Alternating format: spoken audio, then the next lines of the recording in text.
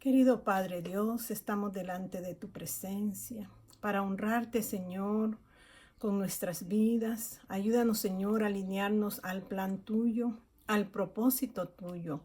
Que podamos, mi Dios de los ejércitos, saber dónde tú nos quieres y poder hacer, Señor, las cosas como tú mandas. Espíritu Santo de Dios, te pido que fluya de manera poderosa en esta hora. Pueda administrar todo nuestro ser, espíritu, alma y cuerpo, y podamos, Señor, ser ministrados, Señor, no administrados, sino ser ministrados por tu poder, y que cada área de nuestra vida, Señor, pueda ser tocada por ti, y de esa manera podamos ser conforme a tu corazón. Ayúdanos, precioso Dios, para que tu palabra fluya de manera poderosa y pueda, Señor, trabajar en nuestros corazones, en nuestras mentes, en nuestro todo, mi Dios, para que en el momento que tú vengas o que nosotros partamos de esta vida, estemos, Señor, de los cielos preparados para poder ir un día, mi Dios, y estar en tu presencia. Gracias te doy, Señor, en el nombre de Jesús. Amén y amén. Que Dios me los bendiga de manera poderosa. Dios es bueno y que Dios nos ministre en esta hora a través de su palabra. Su palabra es poder para salvación, poder para sanidad, es poderosa para hacer cosas maravillosas. Así que Dios nos dé la sabiduría para poder comprenderla y poder caminar en los pasos de Él. Y quiero que abran su Biblia allí en Apocalipsis capítulo 5 y su versículo 1. Y realmente no voy a hablar específicamente de esto, sino que me voy a centrar en el 5:8 de Apocalipsis, para que sea Dios fluyendo y enseñándonos en esta hora, que sea una enseñanza efectiva para nuestras vidas espirituales. Y dice la palabra de Dios: y vi en la mano derecha del que estaba sentado en el trono un libro escrito por dentro y por fuera, sellado con 7 sellos, y vi a un ángel fuerte que pregonaba a gran voz: ¿quién es digno de abrir el libro y desatar sus sellos? Y ninguno, ni en el cielo, ni en la tierra, ni debajo de la y ninguno en el cielo, ni en la tierra, ni debajo de la tierra, podía abrir el libro, ni aun mirándolo. Y lloraba yo, dice el apóstol Juan, mucho, porque no se había hallado a ninguno digno de abrir el libro, ni de leerlo, ni de mirarlo.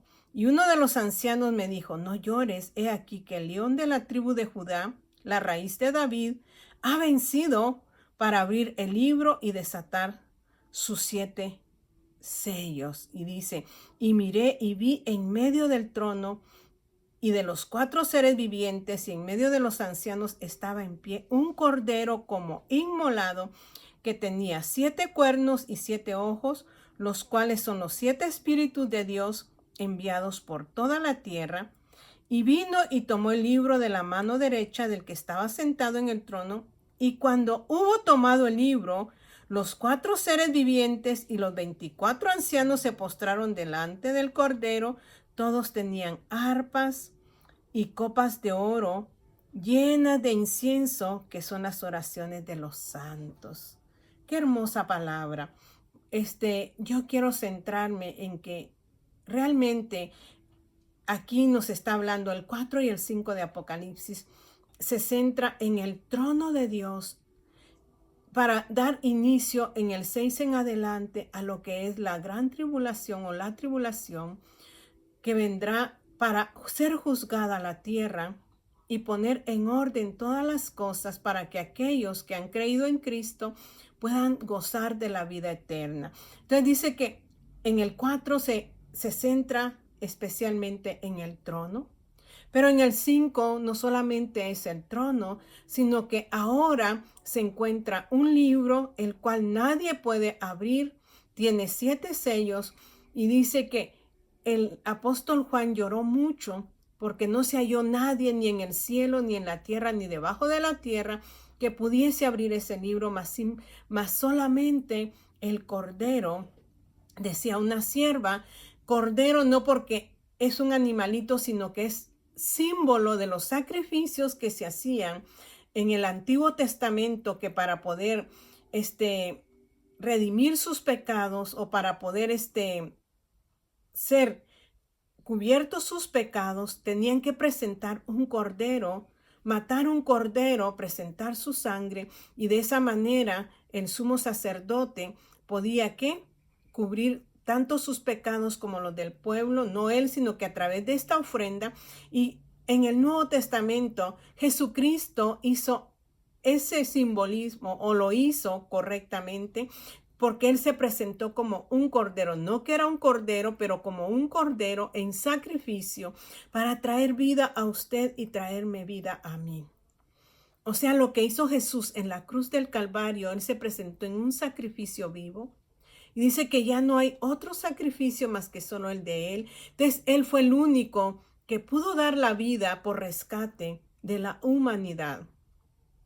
Él es el único que puede abrir ahora ese libro, pero dice que él, y miré y vi en medio del trono el 6 y de los 4 seres vivientes y en medio de los ancianos estaba en pie un cordero como inmolado, o sea, no estaba inmolado, como inmolado, o sea, que tenía las marcas del sacrificio.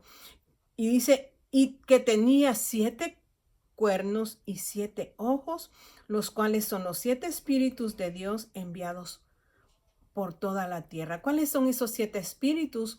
Ya lo hemos hablado, lo dice Isaías capítulo 11, que es el Espíritu de Dios el que nos da a nosotros la sabiduría, el espíritu de sabiduría, el espíritu de inteligencia, el espíritu de poder, el espíritu de consejo, el espíritu de conocimiento y el espíritu de ¿qué? De temor de Dios. Dice que esos 7 espíritus, ¿quién los posee? Jesús, porque Apocalipsis nos habla de Jesús. Jesús que en su divinidad, ya no como siervo, sino en su divinidad, él era el único que podía ¿qué? Abrir el libro. Pero en el 9 dice, en el 8 dice, y cuando hubo tomado el libro, los 4 seres vivientes y los 24 ancianos se postraron delante del Cordero. Todos tenían arpas y copas de oro llenas de incienso con las oraciones de los santos. ¿Tenían qué? Copas de oro llenas de incienso, que son las oraciones de los santos. El incienso es un tipo de adoración. En el tabernáculo que hizo Moisés están los atrios, ahí hay un altar, el altar de sacrificio, está el lugar santo, donde está el candelabro, la mesa de los panes de la proposición, y en ese entonces estaba ¿qué? El altar del incienso. Pero cuando Jesucristo hizo el sacrificio, ese altar de adoración entró ¿a dónde? Al lugar santísimo, porque se rasgó el velo de la carne, ya lo hemos hablado, que nosotros no podemos entrar a ese lugar con nuestra naturaleza carnal, sino que tenemos que hacerlo en el Espíritu, porque en el Espíritu nos vamos a unificar con el Espíritu de Dios, y en el Espíritu de Dios nosotros vamos a ver la adoración. Y dice que estos, ¿qué dice? Y estas copas de oro llenas del incienso, que son las oraciones. O sea, nuestras oraciones son como un tipo de adoración, un tipo de ¿qué? De incienso que sube hasta el trono de Dios. Pero hemos hablado hay varios tipos de oración, pero yo quiero hablar de este tipo de oración, porque cuando la sierva estaba exponiendo en nuestra reunión este tema, ella dijo las oraciones conforme a la voluntad de Dios. Cuando ella dijo conforme a la voluntad de Dios, mi ser se iluminó.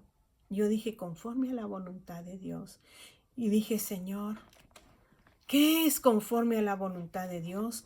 Y dije, voy a poner oración conforme a la voluntad de Dios. ¿Y cuál es esa oración conforme a la voluntad de Dios?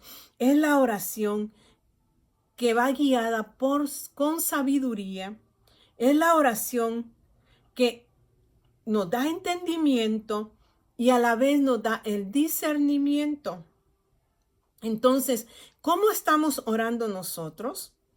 Porque estas oraciones están puestas en estas copas y son símbolo de adoración a Dios. Suben como incienso hasta la presencia de Dios. ¿Será que nuestras oraciones están subiendo hasta la presencia de Dios? Yo voy a contar algo, porque realmente, ¿qué es orar en el discernimiento, en la sabiduría de Dios y orar con conocimiento, con entendimiento? Porque como inmolado, nuestro Señor Jesucristo, que dice que en Él están los 7 espíritus, nos habla del espíritu de sabiduría. Eso tiene que habitar en nosotros, de inteligencia, de consejo, de poder, de conocimiento y de temor de Jehová. ¿Cómo ora usted? Vamos a ir a Primera de Tesalonicenses y vamos a leer en el capítulo 5, donde nos dice, el 5:18, dice, dad gracias en todo. En el 17 dice, orad sin cesar. Dad gracias en todo, porque esta es la voluntad de Dios para con vosotros en Cristo Jesús. ¿Qué es dar gracias en nuestra oración? ¿Cómo nosotros en un momento de tribulación podemos orar dando gracias en todo? Nosotros tenemos una forma de ser que, si yo estoy pasando una situación adversa, yo quiero que oren acerca de esa situación para que Dios traiga una respuesta y pueda quitar lo que yo estoy pasando. A veces oramos de esa manera, pero yo pienso que orar de esa manera no es orar en la voluntad de Dios, porque muchas veces, si usted se recuerda el pasaje cuando Dios le dice a sus discípulos y le dice a Pedro, el diablo os ha pedido para zarandearos, pero yo he rogado al Padre que no falte tu fe. Jesús no dijo, no voy a rogar para que no seas zarandeado, no, dijo, he rogado al Padre para que no falte tu fe en medio del proceso. Y muchas veces nosotros estamos orando contrario a la voluntad de Dios. En cierta ocasión, una sierva empezó a orar y dijo, Señor, trae el esposo de la hermana. Señor, no es bueno que estén separados. Y Dios ya había dado una palabra acerca de que Él había retirado a este esposo porque en todo su recorrido el esposo no quiso tener un cambio y Dios quería usar a esta persona. Entonces Él dio una palabra y dijo, yo he quitado de en medio de ti a esta persona para que tú puedas servirme con libertad. Y cuando la sierva empezó a orar, trae porque esto y esto y esto. Entonces uno dice, ¿estará orando en la voluntad de Dios? Este esposo no regresó, se casó, ahora tiene una familia. Entonces, ¿estaremos orando conforme a la voluntad de Dios? A veces nosotros quizás no estamos de acuerdo con ciertas cosas, pero cuando el Señor habla, el Señor sabe por qué lo hace. En cierta ocasión, otra persona le pidió oración a alguien y le dijo, ore porque tengo mucho dolor, tengo demasiado dolor y tengo que hacer un viaje. Y voy de viaje. La persona estaba muy mal, demasiado dolor. Y hablando humanamente, un médico sabe de que si ese dolor es tan agudo, puede ser una obstrucción o puede ser algo que pueda producir una perforación.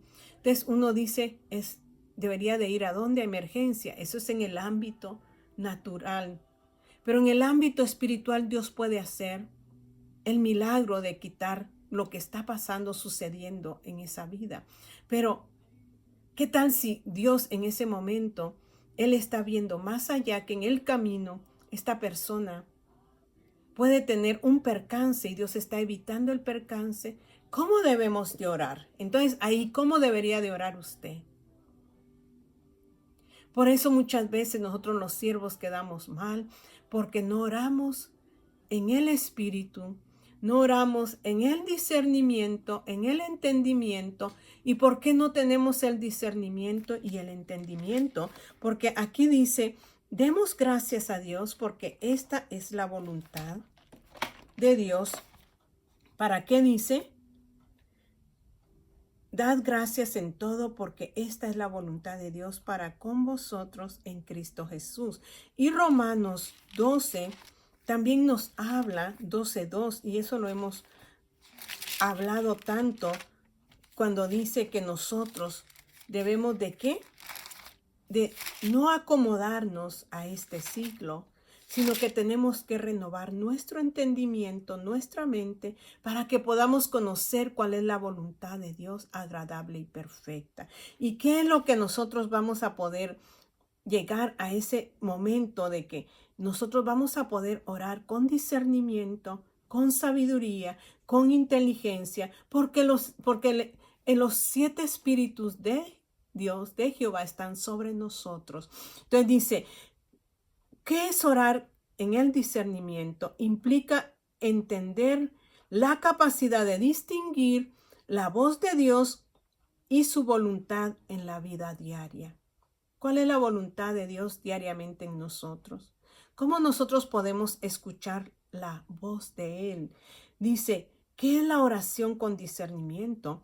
La oración con discernimiento es escuchar a Dios, es aprender a oír la voz de Dios en medio de ¿qué?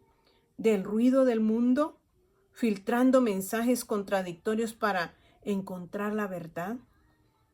Tenemos que buscar la guía divina.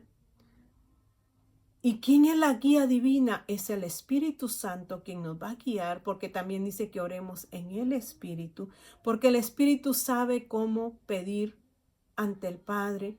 Nosotros no sabemos porque nosotros pedimos para nuestro propio bien, o no para nuestro propio bien, sino a veces para nuestros propios deseos. Pero ¿cuál es la voluntad de Dios? Dice, los elementos para que nosotros podamos orar con discernimiento es la oración diaria con contemplación. ¿Qué es contemplación? El Salmo 27 nos habla cuando David dice, Jehová es mi luz y mi salvación, no de quién temeré. Jehová es la fortaleza de mi vida, ¿de quién he de atemorizarme? Y luego dice, en el 4, dice, una cosa he demandado a Jehová, esta buscaré, que esté yo en la casa de Jehová todos los días de mi vida, para contemplar la hermosura de Jehová y para inquirir en su templo. Entonces, ¿cómo nosotros vamos a aprender a orar con discernimiento? Orar todos los días en la contemplación de Dios. Es entrar al lugar santísimo, no en nuestra carne, sino que entrar en el Espíritu, y ahí vamos a inquirir, ahí vamos a discernir, porque no se trata simplemente de que usted hable, sino que también escuche a Dios. Y me gusta porque dice, la Escritura tiene que ser un fundamento en nosotros para orar con discernimiento. Dice, leer la Biblia regularmente para conocer el carácter de Dios y recibir dirección. ¿Cómo nosotros oramos si ni siquiera tenemos ese tiempo de escudriñar la palabra? El Espíritu Santo, orar diariamente, entrar en la contemplación de Él, fundamentarnos en la palabra, porque en la palabra conocemos el carácter de Dios y ahí es donde recibimos dirección. Aprendemos a reconocer y seguir el mover del Espíritu en nuestro corazón. Tenemos que orar con humildad y objetividad, no con nuestras emociones, sino que evitar el orgullo y las emociones para juzgar correctamente y no criticar. Jesús fue nuestro modelo. Tenemos que atender siempre a lo que Dios quiere que nosotros podamos entender de lo que es orar. en el discernimiento. Dice, la oración con discernimiento se centra en cultivar una relación profunda con Dios a través de la oración y la palabra para entender y seguir su voluntad en toda decisión y aspecto de la vida, no solo en los grandes momentos, sino que día a día. No tenemos que orar, ¿qué? Como nosotros pensamos, cuando nosotros caminamos en el camino de Dios, nos alineamos a su perfecta voluntad. Entonces, ¿qué haría usted si esta persona le dijera, mire, voy en un viaje, necesito orar? Usted va a orar, porque Dios es el Dios de los imposibles y Él puede hacer un milagro, pero usted va a pedir la voluntad de Dios. ¿Y cómo va a pedir la voluntad de Dios? Usted tiene que estar guiada y centrada y sometida a Dios para que Dios pueda, ¿qué? Obrar en cada oración que nosotros hagamos, no exigiendo nuestro deseo, sino que pidiéndole que Él, que es bueno, y sabemos que su voluntad es agradable, perfecta y buena, Él va a obrar de la manera correcta. Me gustó este estudio porque tanto usted como yo necesitamos estar alineados a la verdadera oración, pero entre esa oración usted tiene que tener intimidad con Dios a diario, leer su palabra, meditarla. Y dice, a veces nosotros oramos, no es que sea malo, pero no sabemos orar, pedimos y pedimos, pero tiene que haber un momento de silencio, donde usted quede en silencio, para usted poder escuchar la voz de Dios y de esa manera poder recibir, no solamente usted hablar, sino que en ese momento de silencio usted va a recibir lo que Dios quiere. Que Dios nos ayude a poder comprender su palabra y poder alinearnos a lo que Él quiere en nuestras vidas. Cierre sus ojos allí. Querido Padre Dios, te rogamos que nos des el entendimiento. Hebreos habla, Señor, de que nosotros muchas veces todavía estamos tomando la lechita, mi Dios de los cielos, pero no estamos recibiendo todavía la comida sólida, que es la que nos da madurez y que es la que nos abre nuestro entendimiento para que nuestros sentidos espirituales se ejerciten y podamos tener discernimiento. Muchas veces hemos orado equivocadamente, Señor, porque no tenemos todavía nuestros sentidos espirituales alertados y todavía no podemos discernir. Y esa es la manera que oramos de manera incorrecta, precioso Dios. La oración es una comunicación entre tú y nosotros y tiene que haber un momento en que tú, mi Dios, nos hables y podamos nosotros, Señor, seguir, porque a veces pasamos procesos, pero nosotros queremos lo contrario a lo que tú estás haciendo en nuestras vidas. Padre, en el nombre de Jesús, trae la sabiduría para poder desarrollar este tema y que pueda ser activo en nosotros, Señor, en el nombre de Jesús. Amén y amén. Que mi Señor me los bendiga.